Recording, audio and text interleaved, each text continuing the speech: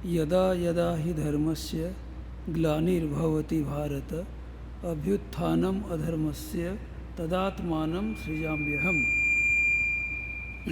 भगवान श्री कृष्ण की यह उक्ति तब तक सत्य होती है जब जब इस पृथ्वी पर, विशेषकर हमारे भारतवर्ष में, हमारे इस धराधाम में अधर्म का उत्पात बढ़ता है और धर्म दबी हुई रहती है।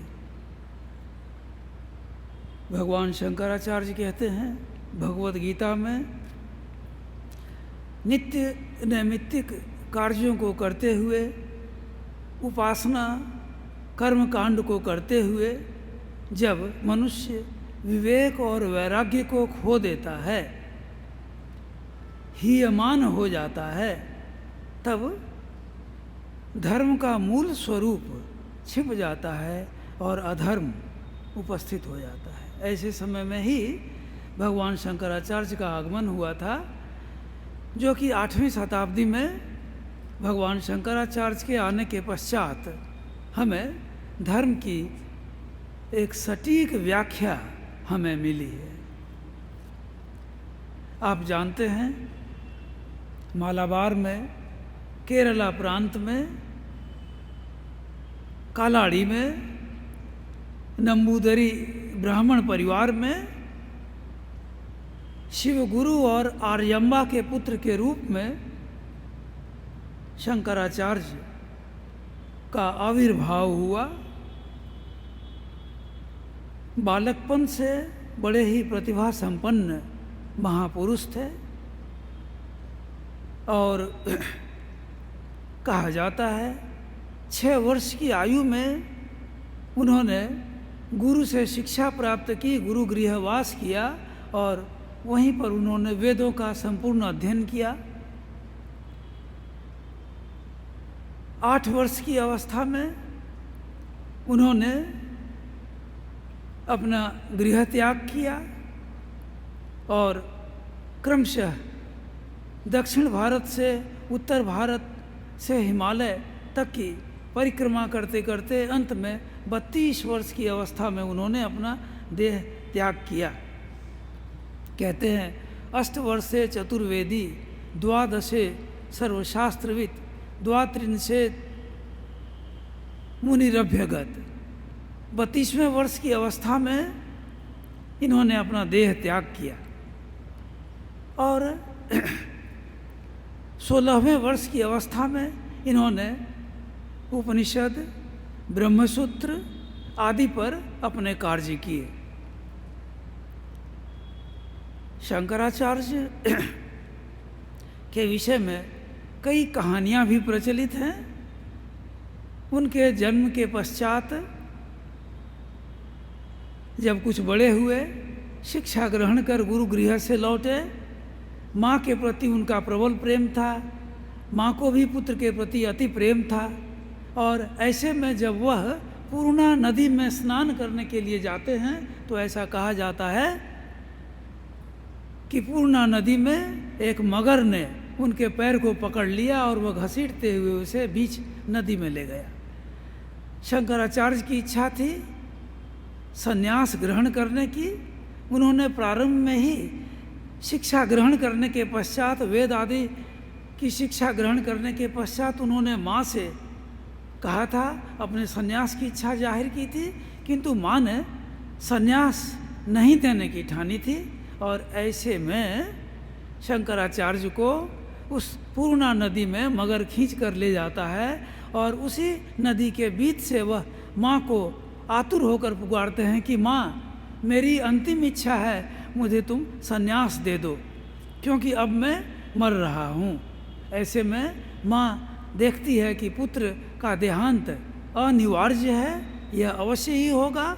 ऐसे में माँ उन्हें संन्यास की आज्ञा देती है और ऐसे में कहा जाता है कि वह मगरमच्छ शंकराचार्य को छोड़ देता है और शंकराचार्य को छोड़ने के पश्चात शंकराचार्य अपने उस नदी से निकलते हैं, माँ को प्रणाम करते हैं और प्रणाम कर उस रात नदी के किनारे ही वास करते हैं और पुनः घर नहीं लौटते हैं। और धीरे धीरे वो अपनी यात्रा में चले जाते हैं।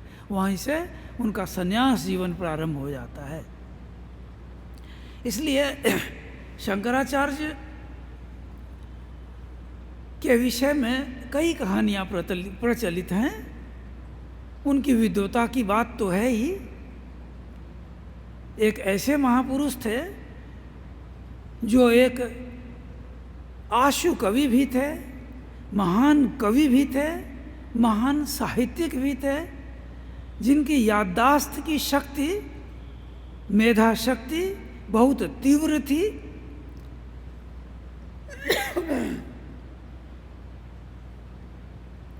साथ ही दर्शन में निष्णात थे। दर्शन के सूक्ष्म से सूक्ष्मतम तत्व को वह समझ सकते थे और तर्क के द्वारा किसी को भी पराजित कर सकते थे। ऐसे शंकराचार्य का आगमन जब कालाड़ी में हुआ तो शंकराचार्य एक बार नदी के किनारे बैठे हुए थे। कहते हैं कि उस समय कुछ साधुओं का झुंड आया और शंकराचार्य जब बालक अवस्था में थे, वैसे में उन साधुओं ने प्रश्न किया, बालक तुम मौन होकर क्यों बैठे हो, क्या सोच रहे हो, तुम कौन हो? ऐसे में शंकराचार्य ने उत्तर दिया, मैं कौन हूँ, मैं नहीं बतला सकता, मैं नहीं जान पाया हूँ मैं कौन हूँ, यही तो मेरे खोज का विषय है। और जब शंकराचार्य कालाड़ी अपना घर प्रांत छोड़कर जब आगे बढ़ते हैं, नर्मदा तट पर गोविंद पाद अपने गुरु के पास जब आते हैं तो वहाँ पर गुरु से मिलने के साथ ही गुरु भी यही प्रश्न उनसे करते हैं और इस प्रश्न के उत्तर में वही जवाब होता है जो बालकपन में उन्होंने जवाब दिया था। और अभी ही आपने हमारे महाराज जी से चिदानंद रूप शिवोहम शिवोहम निर्वाण षटकम के श्लोकों को आपने सुना है। शंकराचार्य को यह विश्वास था कि मनुष्य या जीव वह केवल सीमित इस समय काल में आबद्ध एक जंतु नहीं है, बल्कि वह जीव असीम, वह ब्रह्म का ही एक रूप है। वह ब्रह्म ही इस जीव के रूप में परिवर्तित हुआ है। वह अखंड सच्चिदानंद ब्रह्म ही क्रमशः अपने को प्रादुर्भूत करने के क्रम में, अपने को स्पष्ट करने के क्रम में वह मनुष्य का रूप धारण करता है और इस प्रकार जीव ही ब्रह्म है। शंकराचार्य के दर्शन, उनके विचारों के बारे में एक श्लोक आपने सुना होगा। वह श्लोक है, अर्धश्लोकेन प्रवक्ष्यामि यदुक्तम ग्रंथ कोटिभिः ब्रह्म सत्यम जगन मिथ्या जीवो ब्रह्मैव न परः। आधे श्लोक में मैं तुम्हें बतलाता हूँ जिसे कि कोटि कोटि ग्रंथों में कहा गया है, उसके सत्य को बतलाता हूँ। और उन्होंने बतलाया क्या? उन्होंने बतलाया कि ब्रह्म ही सत्य है और यह जगत मिथ्या है और प्रत्येक जीव ही ब्रह्म है। उनका यह श्लोक, यद्यपि उन्होंने इस श्लोक को कहाँ कहा है, यह इसका क्या प्रमाण है, यह तो नहीं मिलता है, किंतु प्राचीन काल से ही इस श्लोक के बारे में चर्चा है कि शंकराचार्य के दर्शन को स्पष्ट करने के लिए यह श्लोक काफ़ी कुछ है। शंकराचार्य जब अपने गुरु से मिलते हैं, गुरु गृह वास करते हैं, गुरु से मंत्र दीक्षा की प्राप्ति करते हैं, गुरु से वेद उपनिषद का ज्ञान प्राप्त करते हैं और वह गोविंद पाद से ज्ञान प्राप्त कर वह काशी की ओर आगे बढ़ते हैं। काशी में आगे बढ़कर वहाँ पर उन्हें अपने कई शिष्यों से भेंट भी होता है। सनातन, सनंदन आदि कई शिष्यों से उन्हें अपनी भेंट भी होती है और वहाँ पर वह अपने अद्वैत वेदांत के दर्शन को उनके समक्ष रखते हैं। चूँकि वहाँ पर रहकर उन्होंने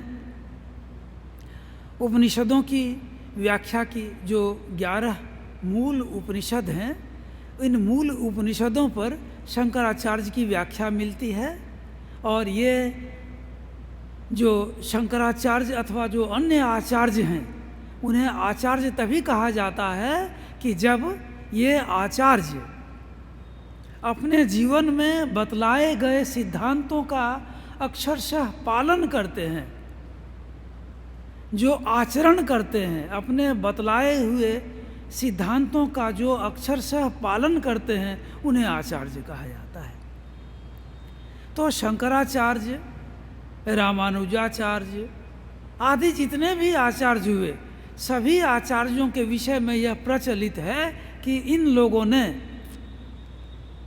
भगवद गीता, ब्रह्मसूत्र और उपनिषद, जिसे कि तीनों को मिलाकर हम प्रस्थान त्रयी कहते हैं, प्रस्थान त्रय कहते हैं, इनका अध्ययन उन्होंने किया और इनकी व्याख्याएं की, इन पर उन्होंने भाष्य लिखे। हाँ, अवश्य ही सभी आचार्यों ने सभी उपनिषदों पर भाष्य नहीं लिखी है, किंतु अधिकांश आचार्यों ने कुछ कुछ उपनिषदों पर भाष्य लिखी, गीता पर भाष्य लिखे और साथ ही ब्रह्मसूत्र पर भी कुछ भाष्य लिखे और तब वे आचार्य के कैटेगरी में, आचार्य की श्रेणी में अपने को ला सके। सबों ने अपने अपने सिद्धांत दिए। शंकराचार्य का सिद्धांत, जिसे कि मैंने अभी बतलाया, ब्रह्म सत्यम जगन मिथ्या जीवो ब्रह्मैव न परः, यह शंकराचार्य का सिद्धांत है। इसी सिद्धांत की वे व्याख्या करते हैं। ऐसा कहा जाता है कि शंकराचार्य गंगा स्नान के क्रम में जब वह स्नान कर घाट से ऊपर उठकर आते हैं, आगे बढ़ते हैं विश्वनाथ मंदिर की ओर, विश्वनाथ को प्रणाम करने के लिए, ध्यान करने के लिए उस ओर जब आगे जाते हैं, तब रास्ते में रास्ता घेर कर कुछ कुत्ते और एक चांडाल उन्हें रास्ता पर मिलता है और वह चांडाल रास्ता नहीं छोड़ता, वह कुत्ता रास्ता नहीं छोड़ता। शंकराचार्य के शिष्यों ने उस चांडाल को कहा, रे चांडालर दूरम अपसर, अरे चांडाल दूर हटो,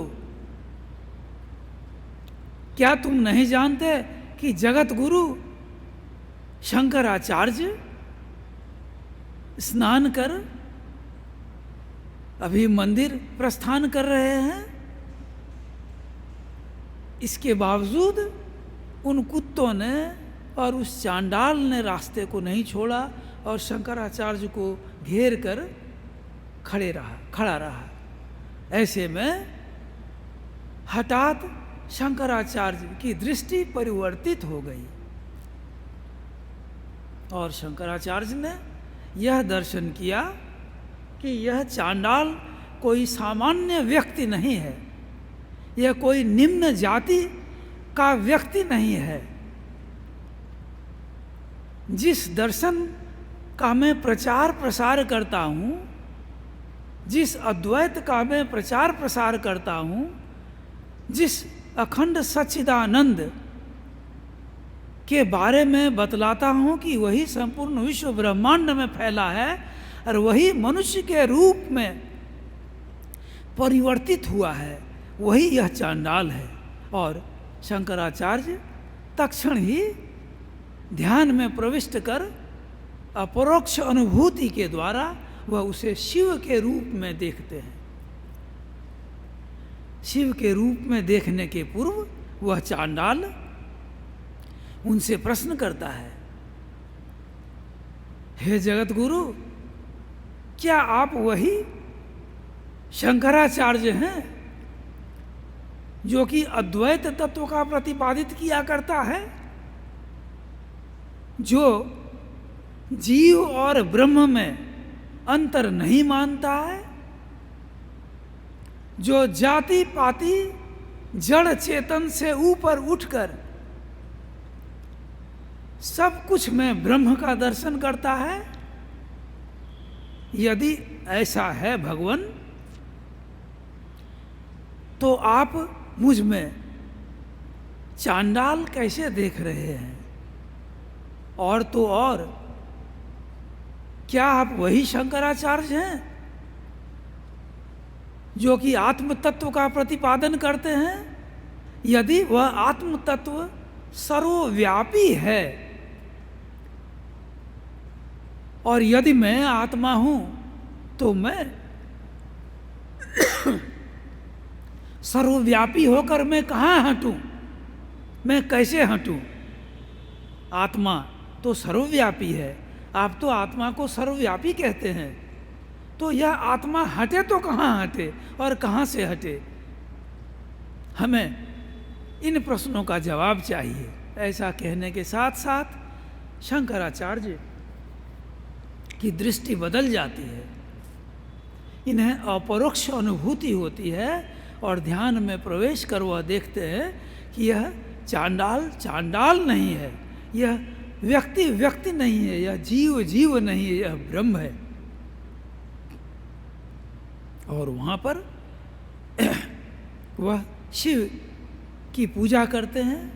शिव की पूजा कर शिव, भगवान शिव उन्हें आशीर्वाद देते हैं और उन्हें पुनः आगे बढ़ने को कहते हैं और कहते हैं, तुम अद्वैत तत्व का प्रचार प्रसार करो, तुम्हारा दर्शन, तुम्हारा सिद्धांत सटीक सिद्धांत है।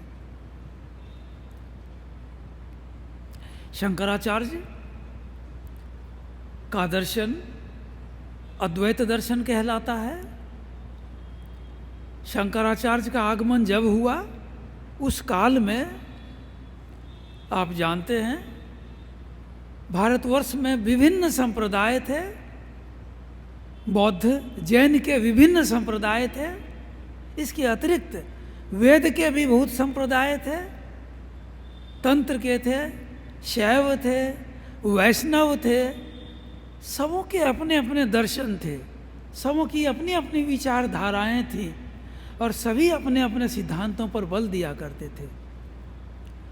किंतु प्रत्येक सिद्धांत एक दूसरे को नीचे गिराने की चेष्टा करता था, एक दूसरे में समन्वय की भावना किसी में नहीं थी। आप जानते हैं 6वीं शताब्दी भारतवर्ष का एक आंदोलन का इतिहास रहा है, धार्मिक जागरण का इतिहास रहा है। केवल भारत ही नहीं, चीन में कन्फ्यूशियस, उधर सुकरात, ऐसे ऐसे महापुरुषों का इस पृथ्वी पर आगमन हुआ। वैसे में भगवान बुद्ध और भगवान महावीर का आगमन हुआ और भगवान बुद्ध, भगवान महावीर ने, विशेषकर भगवान बुद्ध ने वैदिक धर्म को पूर्णतया नकार दिया, वेद की मान्यता समाप्त कर दी। वेद को उन्होंने केवल एक पुस्तक के रूप में ग्रहण किया, वेद के सिद्धांतों का उन्होंने खंडन किया और उन्होंने स्पष्ट बतलाया कि मनुष्य अपने भाग्य का निर्माता है।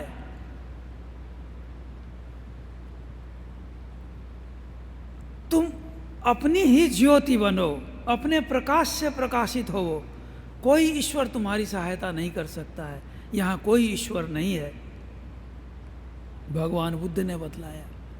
और इसी क्रम में बौद्ध दर्शन में कई दर्शन निकले, विज्ञानवाद, योगाचार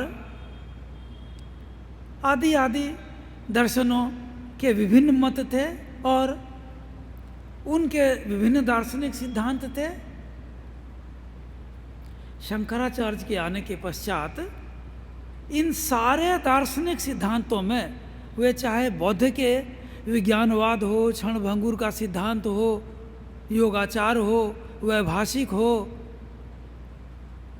इन सारे सिद्धांतों में, और जैन का नयवाद हो, स्यादवाद हो, अथवा तंत्र का सिद्धांत हो, अथवा शैव का सिद्धांत हो, अथवा वैष्णवों का सिद्धांत हो, सभी सिद्धांतों में उन्होंने एक सूत्रता दिखलाई।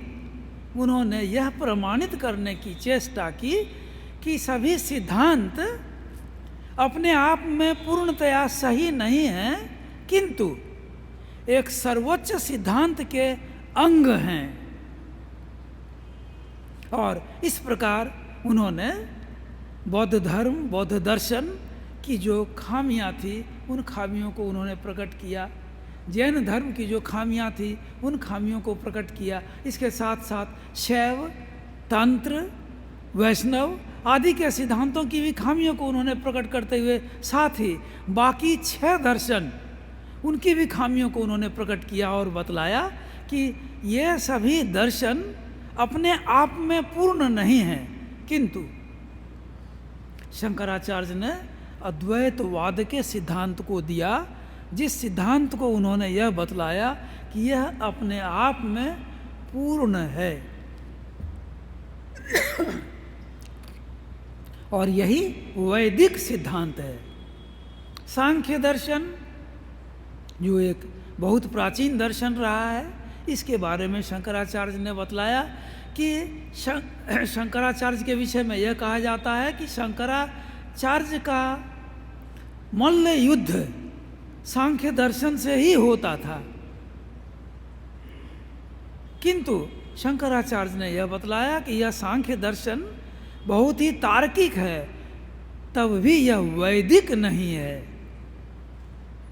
और इस प्रकार उन्होंने बाकी सारे धर्मों के विषय को अवैदिक घोषित किया और अद्वैत तत्व को बतलाया कि यही एकमात्र वैदिक धर्म, वैदिक दर्शन है। क्यों उन्होंने ऐसा कहा? इसका कारण उन्होंने बतलाया कि वेद में, गीता में, उपनिषद में, ब्रह्मसूत्र में ऐसे कितने श्लोक हैं जिन श्लोकों में अंतर्द्वंद्व है, उनके विभिन्न सिद्धांत हैं। उन सारे सिद्धांतों की व्याख्या करने से गलतियां आते जाती हैं, तो उन सारे सिद्धांतों की समीचीन व्याख्या, एक तार्किक व्याख्या, न्याय संगत व्याख्या, यह अद्वैत का दर्शन ही कर सकता है। इसलिए अद्वैत दर्शन ही पूर्ण रूप से वैदिक है। शंकराचार्य सांख्य दर्शन को नकारते थे, किंतु सांख्य दर्शन के सारे सिद्धांतों को उन्होंने अपने अद्वैत वेदांत के दर्शन में समाहित किया और उसके प्रति अपनी श्रद्धा प्रकट की। ये तो सांख्य, न्याय, वैशेषिक सारे दर्शनों को उन्होंने लिया, किंतु सभी दर्शनों में उन्होंने दोष दिखलाए और अद्वैत वेदांत के दर्शन के द्वारा उन दोषों को दूर किया। ठीक इसी प्रकार भगवान बुद्ध का दर्शन, बौद्ध धर्म, जो कि भगवान बुद्ध के 6ठी शताब्दी के आने के पश्चात उनका जो क्षण भंगुरवाद जो दर्शन था, भगवान बुद्ध का दर्शन कहता है सर्वम क्षणिकम क्षणिकम क्षणिकम, सर्वम अनात्मम अनात्मम अनात्मम। यह जो बौद्ध दर्शन है कि सब कुछ क्षणिक है और सब कुछ अनात्म है। तात्पर्य यह था कि भगवान बुद्ध का कहना था कि संसार में सब कुछ क्षणिक है और यहाँ आत्मा नाम की कोई सत्ता नहीं है। और इसका प्रमाण वह देते थे कि संसार की सारी वस्तुएं परिवर्तनशील है। सूर्य, चंद्रमा, तारा, पृथ्वी पर ये जितने भी चीज़ें हैं, नदी, पहाड़, पर्वत, जंगल वन सब कुछ परिवर्तनशील है।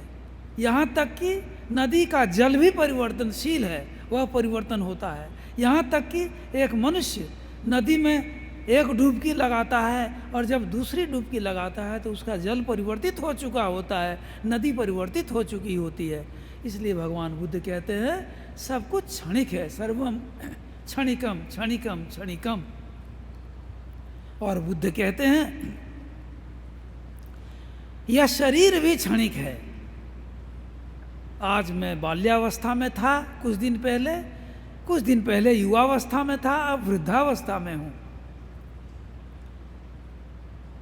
यह क्षणिक है। ठीक इसी प्रकार भगवान बुद्ध कहते हैं यह मन, यह विज्ञान क्षणिक है। मन या विज्ञान यह क्षणिक है। चेतना यह क्षणिक है, भगवान बुद्ध कहते हैं। चेतना क्षणिक है, इसलिए एक क्षण मैं एक बात सोचता हूँ, दूसरे क्षण दूसरी बात, तीसरे क्षण तीसरी बात। तो जब सब कुछ क्षणिक है तो अपने आप को आत्मा कैसे कहते हो? तुम कहते हो कि आत्मा सब समय था, सब समय रहेगा। भगवान बुद्ध प्रश्न कहते हैं कौन सी ऐसी वस्तु है तुम में जो कि सब समय था, सब समय रहेगा? वह कहते हैं नहीं, ऐसी कोई वस्तु नहीं है। इसलिए भगवान बुद्ध कहते हैं आत्मा नाम की वस्तु नहीं है। इसलिए भगवान बुद्ध के दर्शन को अनात्मवाद कहा गया। शंकराचार्य 8वीं शताब्दी में आते हैं और उस समय तक बौद्ध धर्म, जैन धर्म का ह्रास होता सा आ रहा है। बौद्ध धर्म के कई दर्शन थे, मूल 18 दर्शन थे। उन 18 दर्शन को 4 मूल दर्शनों में भाग लिया गया और उन 4 दर्शनों में भी 2 मूल दर्शन थे, जिसे विज्ञानवाद एक और दूसरा क्षणभंगुरवाद कहा गया। इन दोनों दर्शनों के दोषों को शंकराचार्य स्पष्ट करते हैं। वह कहते हैं जो आत्मसत्ता था, है और रहेगा। आत्मसत्ता क्या है, इसके विषय में शंकराचार्य वही बात कहते हैं जो हजारों वर्षों के बाद हमारे पाश्चात्य दार्शनिक, जैसे भगवान बुद्ध के शंकराचार्य के पूर्व ही प्लेटो ने कहा था, सुकरात ने कहा था और बाद में 16वीं 17वीं शताब्दी में डेकार्ट ने कहा था I think therefore I am. मैं सोचता हूँ इसलिए मैं हूँ, क्योंकि सोचने वाला तो कोई है। तो यह सब जो बातें थी, यह आत्मवाद, आत्मा का एक प्रमाण है। मैं कुछ हूँ, मैं क्या हूँ, जो पूर्व में भी था, अभी भी हूँ, बाद में भी रहूँगा, और वह मेरे मरने के बाद भी रहेगा। ऐसा तत्व ही आत्मा कहलाता है।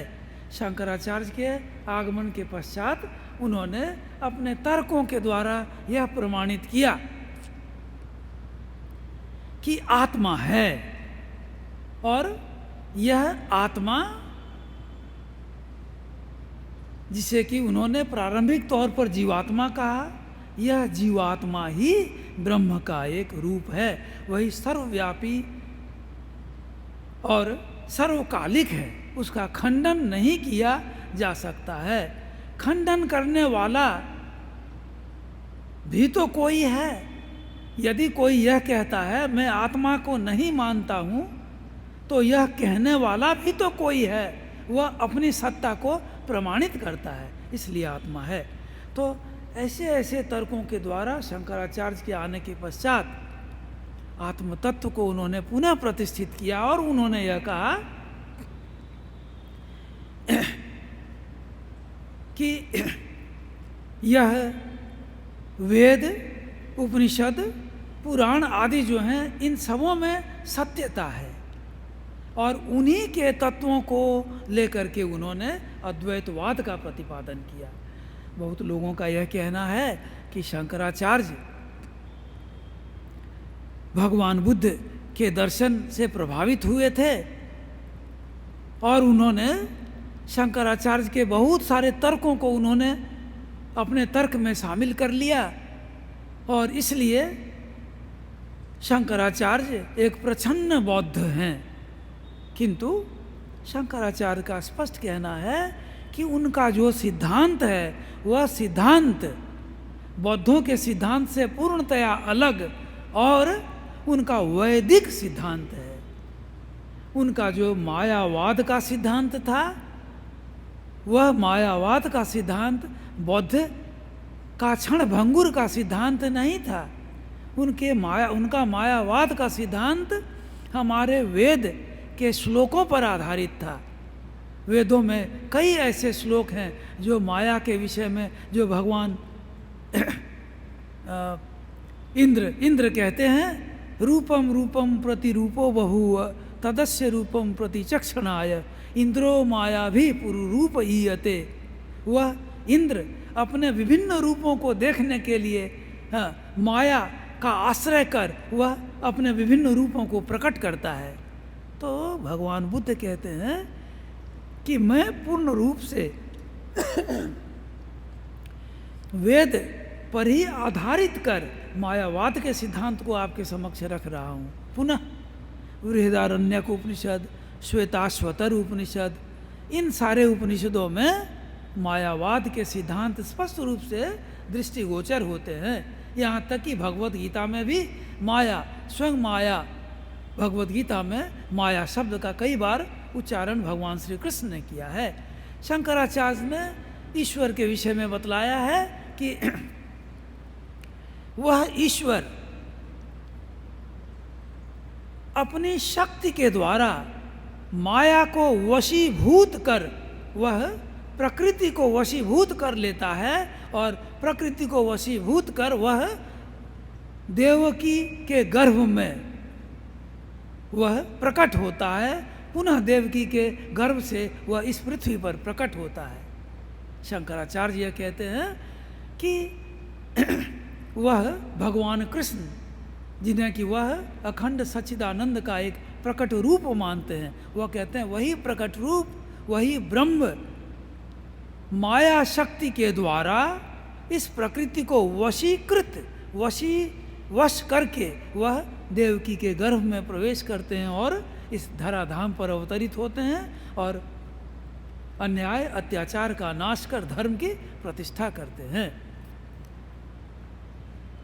तात्पर्य यह है कि शंकराचार्य के विषय में हमें यह समझना पड़ेगा कि शंकराचार्य के आगमन के समय में विभिन्न प्रकार के धर्मों में जो ह्रास हो रहा था, विशेषकर चारित्रिक ह्रास हो रहा था, तार्किक रूप से वे नीचे गिरते जा रहे थे, चारित्रिक रूप से नीचे गिरते जा रहे थे। यहाँ तक कि कर्नाटक में जैन धर्म का बोलबाला था। वहाँ के राजा थे सुधन्वा। सुधन्वा की पत्नी हिंदू थी और सुधन्वा खुद जैन थे। सुधन्वा की पत्नी, उसने अपने घर के महल के दीवार पर लिखा था, किं करोमि क्व गच्छामि को वेदानु धरिष्यति। मैं क्या करूं, मैं कहाँ जाऊं, वेद का उद्धार कौन करेगा। उसने एक श्लोक लिख करके रखा था, अर्ध श्लोक, और आधा श्लोक खाली रख दिया था कि यदि कोई वैसा विद्वान होगा तो इस श्लोक को पूरा करेगा। और राजा ने बहुत बड़ा घंटा लगाया था राजमहल में। वहाँ पर जैनियों का बोलबाला था। बड़े बड़े जैनी विद्वान वहाँ पर तर्क किया करते थे, हिंदुओं को हरा दिया करते थे तर्क में। इसलिए उस बड़े घंटा के द्वारा जो घंटा बजाता उसे उन जैनियों से अथवा दूसरे धर्म के विद्वानों से उन्हें तर्क करना पड़ता था। और वह तर्क में हार जाता तो उसे देश निकाला अथवा मृत्यु दंड मिलता था। यह सोच करके ही तर्क करने वाला उनके पास आता था, और तर्क करने वाला हारता था, देश निकाला होता था, मृत्यु दंड उन्हें मिलती थी। आपने सुना होगा मंडन मिश्र और कुमारिल भट्ट जो वैशेषिक संप्रदाय के थे, न्याय संप्रदाय के गौतम थे, जिन्होंने तर्क की व्यवस्था दी थी हमारे दर्शन में, और वैशेषिक के प्रणेता, वैशेषिक के विद्वान जो कणाद थे, प्रणेता थे, और बाद में उनके सिद्धांतों को लेकर ये दोनों विद्वान वैशेषिक के सिद्धांतों को बढ़ाते थे। वैशेषिक के सिद्धांतों में इनका बल यह था कि उपनिषद, वेद, गीता, ये जो सारे ग्रंथ हैं, ये सारे ग्रंथ हमें कर्म सिखलाता है। कर्म ही बतलाना इनका मूल उद्देश्य है। इन विद्वानों का यह कहना था। कौन विद्वानों का? ये जो वैशेषिक के थे, इन लोगों के विद्वानों का, जैमिनी बड़े विद्वान थे, उनका यह कहना था कि ये सारे वेद कर्म की व्याख्या करते हैं, केवल कर्म परक ही वेद है, क्योंकि वेद में यह करो यह मत करो, बस यही दो चीज़ें, विधि और निषेध, विधि निषेध ही वेद है। यह इन लोगों का कहना था। और ये दोनों विद्वान मंडन मिश्र और कुमारिल भट्ट इसी चीज़ को वह बढ़ावा देते थे। एक बार की घटना है, इस सुधनमा की बात पर मैं बाद में आता हूँ। एक बार की घटना है कि ये विद्वान ही, ये कुमारिल भट्ट और मंडन मिश्र, कुमारिल भट्ट की बात को बतलाते हुए मुझे बहुत खुशी होगी कि ये कुमारिल भट्ट तो बड़े विद्वान थे ही, और कुमारिल भट्ट बौद्ध दर्शन का अध्ययन किया इसी नालंदा में, और उन्होंने बौद्धों को हराया। बौद्धों का शिष्य बनकर उन्होंने बौद्धों को हराया। बौद्धों को हराने के पश्चात बौद्धों ने इन्हें पकड़ लिया और इन्हें वहाँ से निकाल दिया। ऐसा भी कहा जाता है कि इन्हें बौद्धों ने पकड़कर बड़े पहाड़ पर ले जाकर के वहाँ से ढकेल दिया, और इन्होंने मन में प्रतिज्ञा की कि यदि वेद माता, यदि तुम सत्य हो और यदि मैंने सत्य का प्रचार किया है तो मैं नहीं मरूंगा। और ऐसा कहने के पश्चात उन विधर्मियों ने, बौद्ध धर्म के विद्वानों ने उन्हें उस पहाड़ से, उन्हें चोटी से ढकेल दिया और वह गिर पड़े। और गिरने के पश्चात इनकी मृत्यु तो नहीं हुई, इनके पैर टूट गए और एक आंख से वे अंधे हो गए। बाद में उन्होंने कहा कि मैंने जो यह प्रतिज्ञा की थी कि यदि वेद सत्य है तो मुझे कुछ नहीं होगा, मैंने यदि शब्द का जो व्यवहार किया था इसी का फल है कि मैं अंधा हुआ हूँ अथवा मेरे पैर टूटे हैं। यह मेरा वेद पर कुछ अविश्वास था। ये बड़े विद्वान थे और इन्होंने बौद्धों को हराया था। बौद्धों से शिक्षा ली, शिक्षा ग्रहण करके बौद्धों को तर्क के द्वारा हराया। और ये ही काशी में जाकर तपस्या करते करते जब इनके मृत्यु का समय आया तब इन्होंने अग्नि समाधि ली। अग्नि में अपना ध्यान करते हुए अपने देह को जला करके भस्म किया। क्यों?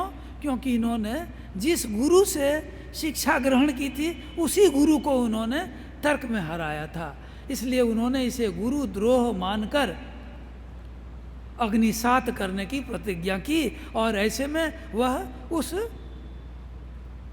अग्नि पर वह बैठे हुए थे जहाँ पर कि इनका देह त्याग हो रहा था, देह जल रहा था। ऐसे में शंकराचार्य इनसे अद्वैत वेदांत की चर्चा करने के लिए आते हैं और वह कहते हैं कि मैं आपसे इस संपर्क में, आचार्य मैं आपसे इसकी चर्चा करने के लिए आया हूँ।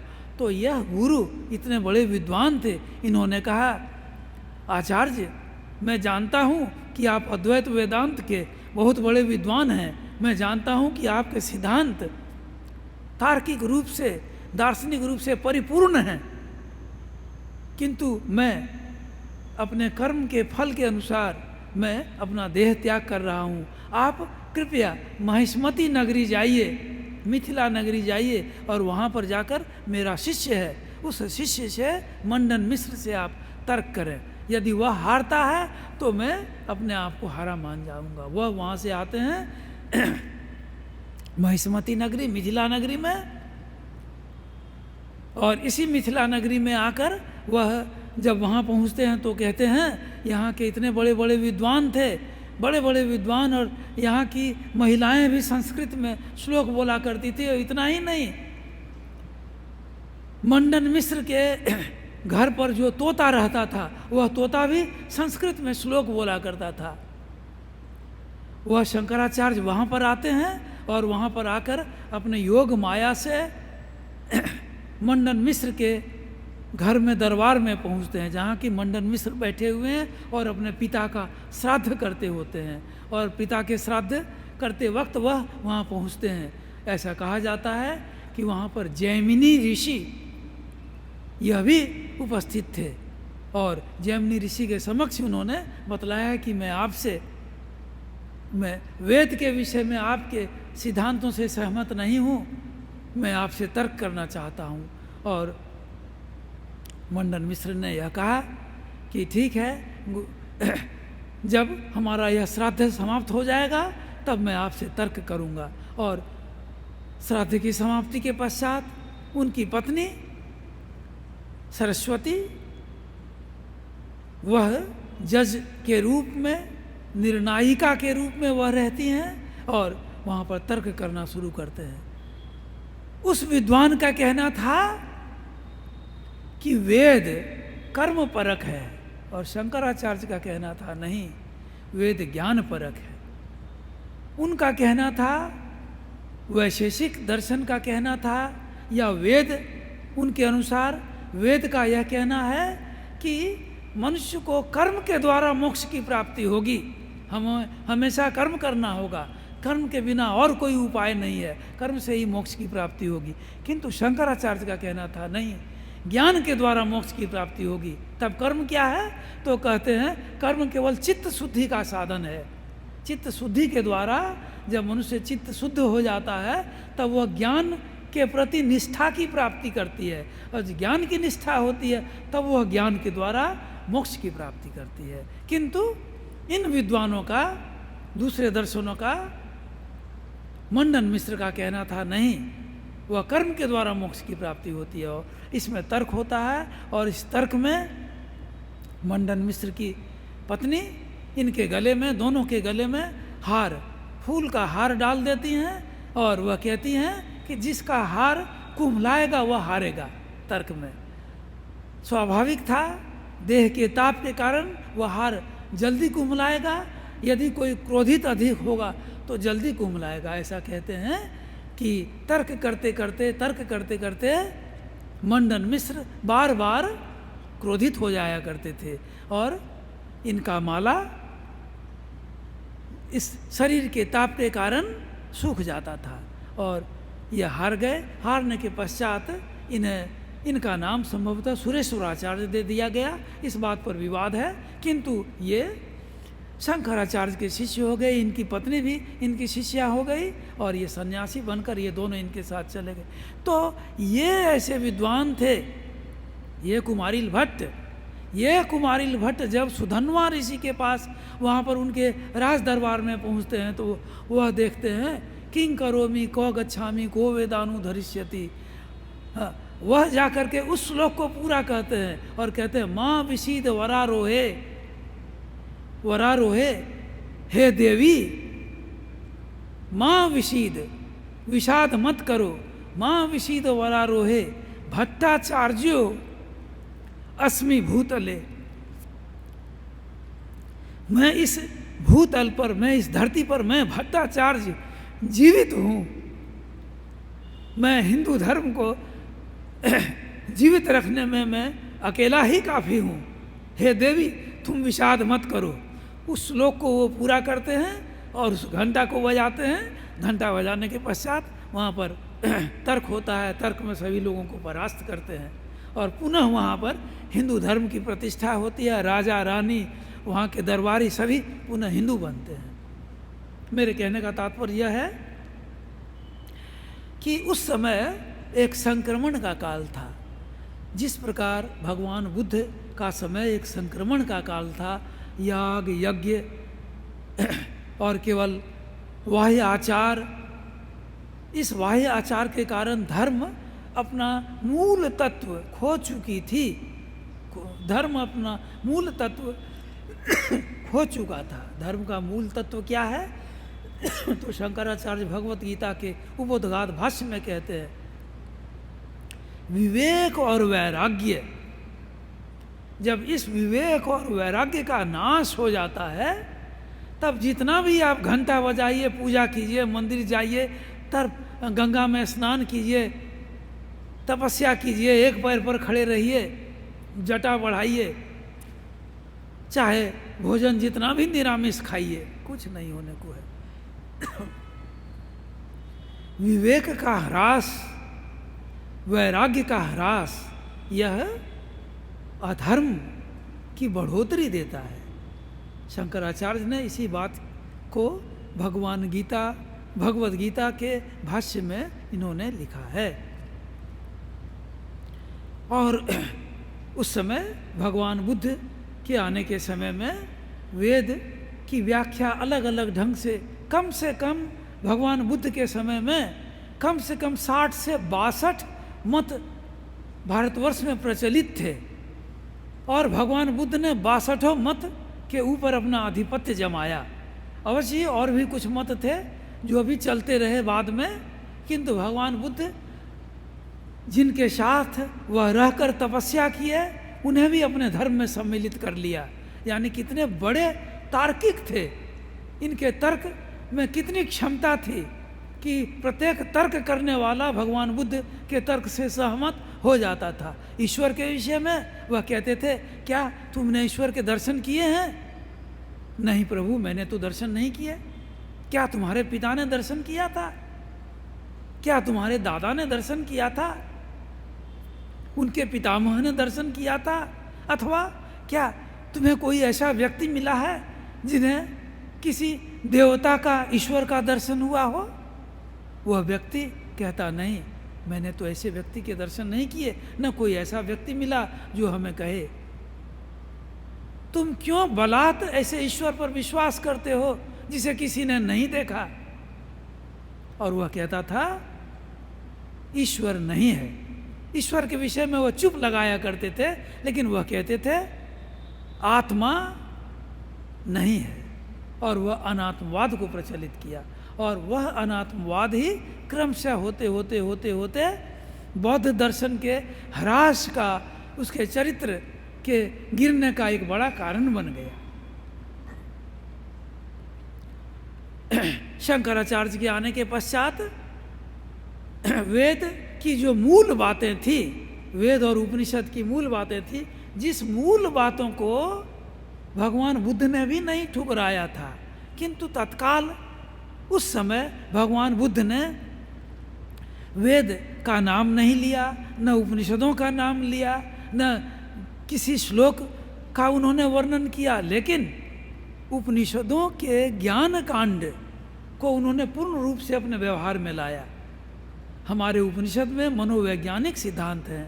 आप ईशावास्य उपनिषद से लेकर के केन उपनिषद में केने शीतम पतति प्रेषितं मन आदि आदि जो श्लोक है, यह सब मनोविज्ञान के सिद्धांत हैं, मन के बारे के सिद्धांत हैं। और ऐसे सिद्धांतों को लेकर भगवान बुद्ध ने अपने दर्शन को आगे बढ़ा दिया, किंतु उन्होंने कहीं भी इन उपनिषदों के प्रति, गीता के प्रति, वेद के प्रति अपनी कृतज्ञता कभी प्रकट नहीं की। शंकराचार्य ने भगवान बुद्ध के भी प्रति अपनी कृतज्ञता प्रकट की, बौद्ध दर्शन के प्रति अपनी कृतज्ञता प्रकट की, और उन्होंने स्पष्ट रूप से कहा कि मेरे सिद्धांत वैदिक सिद्धांत हैं। इसलिए भगवान बुद्ध इसलिए शंकराचार्य को, भगवान शंकराचार्य को प्रच्छन्न बौद्ध कहना गलत होगा। यही शंकराचार्य जैसा कि मैंने बतलाया, दशाश्वमेध घाट से ऊपर उठ कर के जब गंगा स्नान कर जब शिव के दर्शन के लिए जाते हैं, रास्ते में जब उसे चांडाल से भेंट होती है, जब से क्रिया प्रतिक्रिया होती है, तर्क होता है, तब इन्हें शिव का दर्शन होता है। और यह दर्शन उनके दर्शन के सिद्धांत का प्रतिपादक था। उनका दर्शन का सिद्धांत क्या था? जैसे भगवान बुद्ध के दर्शन में कहते हैं 12 निदान, 12 पथ हैं, 12 सर्कल्स हैं। एक सर्किल है, उस सर्किल में एक दूसरे का कारण है, 12 निदान। ठीक इसी प्रकार शंकराचार्य का एक सिद्धांत है जिसे हम कहते हैं विवर्तवाद का सिद्धांत। क्या विवर्त है? विवर्त माने होता है माया से संबंधित दर्शन। क्या विवर्त है? तो कहते हैं यह जो जगत है यह सत्य भी है, असत्य भी है। हम इसे न सत्य कह सकते हैं न असत्य कह सकते हैं। विवेकानंद कहते हैं यह जैसा है वैसा है, और शंकराचार्य कहते हैं इसे विवर्तवाद। वह विवर्तवाद क्या है? तो शंकराचार्य की व्याख्या के अनुसार वह ब्रह्म, परम ब्रह्म ही वह इस पृथ्वी के रूप में अपने को परिवर्तित कर लिया है। वह पर ब्रह्म परमात्मा ही से इस ब्रह्म ने ही अपने को इस सृष्टि के रूप में परिवर्तित कर लिया है। लेकिन परिवर्तित करने के बाद भी वह अपने मूल स्वभाव को नहीं खोया है। यानी यदि दूध मूल वस्तु है, यदि दूध में हम थोड़ा जोरन डाल देते हैं तो जोरन डाल देने से वह एक दिन के बाद वह दही बन जाता है, और दही बन जाने के बाद उसका दुग्धत्व समाप्त हो जाता है, उसमें दूध नहीं बचता है और वह दही बन जाता है। तो प्रश्न यह उठता है कि ईश्वर ने इस जगत की सृष्टि कर दी और वह ईश्वर इस जगत के रूप में परिवर्तित हो गया और ईश्वर खत्म हो गया। जैसा कि दूध दही में परिवर्तित होकर दूध खत्म हो गया, वैसा शंकराचार्य कहते हैं नहीं, वैसा नहीं। वह दूध ऐसा दूध है कि दही में परिवर्तित होकर के भी उसमें दुग्धत्व रह जाता है। क्या उदाहरण है? उन्होंने कहा जैसे सोना का रूप हार के, विभिन्न प्रकार के हार के रूप में हो सकता है, लेकिन उसमें स्वर्णत्व रह ही जाता है। मिट्टी से घड़ा बनता है, मिट्टी से बहुत सारे खिलौने बनते हैं, किंतु वह मिट्टी ही रहता है।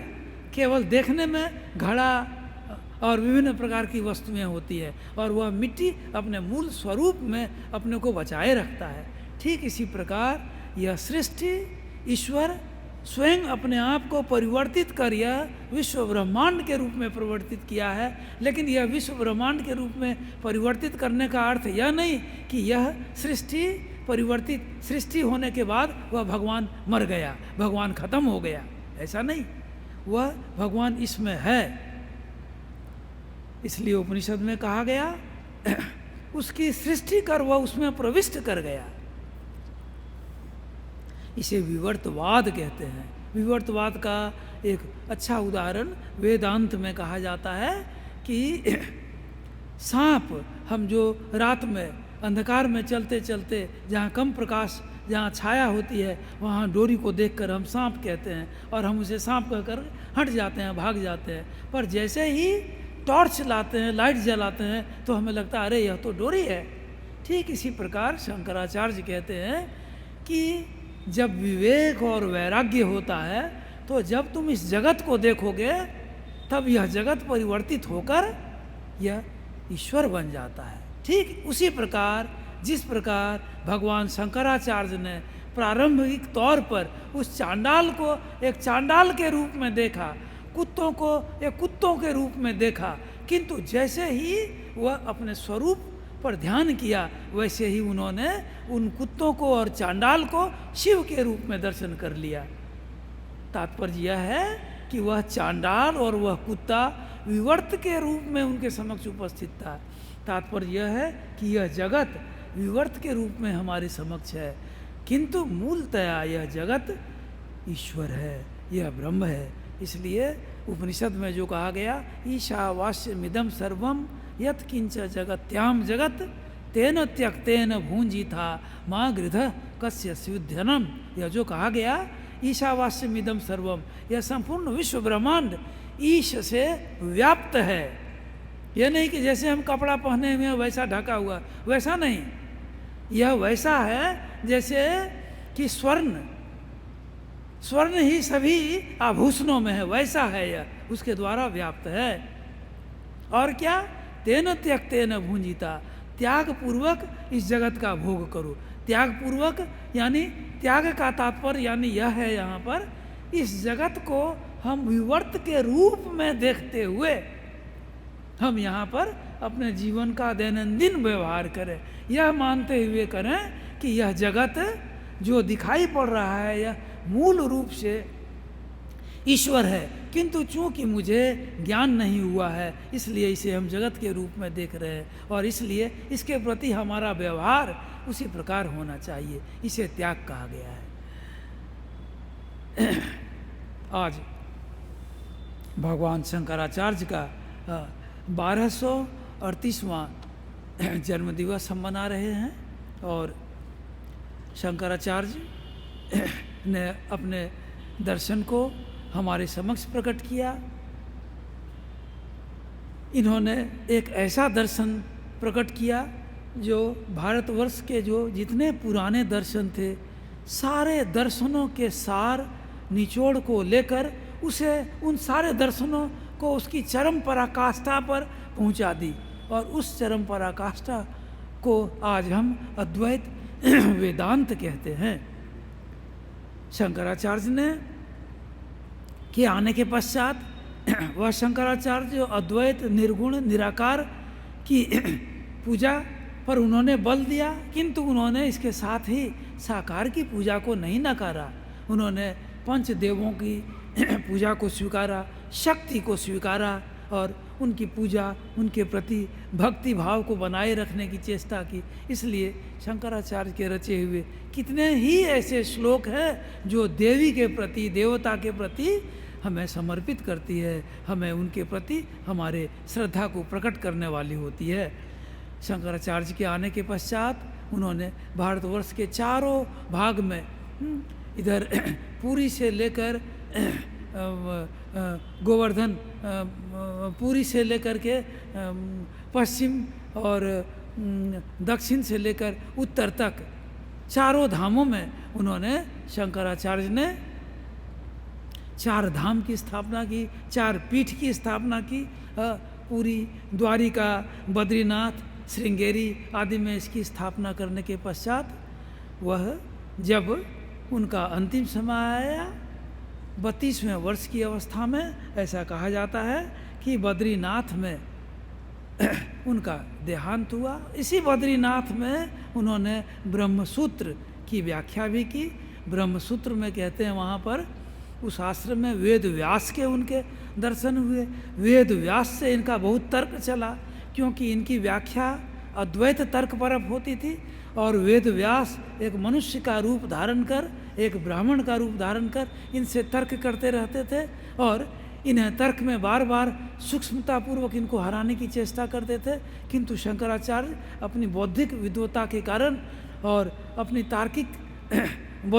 तार्किकता के कारण उन विद्वान को उनके सारे प्रश्नों का उत्तर दिया करते थे। और ऐसा कहते हैं कि वेद व्यास अपने स्वरूप में प्रकट होकर इन्होंने इन्हें खूब आशीर्वाद दिया और इन्हें बतलाया कि तुम ब्रह्मसूत्र की अद्वैत परक व्याख्या को करो, और इन्होंने अद्वैत परक व्याख्या की। इसके पश्चात इनका देह त्याग होता है। आज भगवान शंकराचार्य के जन्म दिवस पर हम भगवान शंकराचार्य के साथ साथ संसार के सारे आचार्यों के प्रति हम अपनी श्रद्धा प्रकट करते हैं, और हम ईश्वर से यह प्रार्थना करते हैं कि हम धर्म के क्षेत्र में, आध्यात्मिकता के क्षेत्र में हमें वे आशीर्वाद करें और हमें आगे ले चले। भगवान श्री कृष्ण की उस वाणी को पुनः हम आपके समक्ष रखना चाहते हैं जिसे उन्होंने कहा था, यदा यदा ही धर्मस्य ग्लानिर्भवति भारत अभ्युत्थानम अधर्मस्य तदात्मानं सृजाम्यहम्। ऐसे में ही भगवान शंकराचार्य का अवतार हुआ। उन्होंने अवतार लेकर उन्होंने हिंदू धर्म का पुनरुद्धार किया। इसी पुनरुद्धार के कारण आज का जो हमारा हिंदू धर्म है, जो तर्कपरायणता है, इस तर्क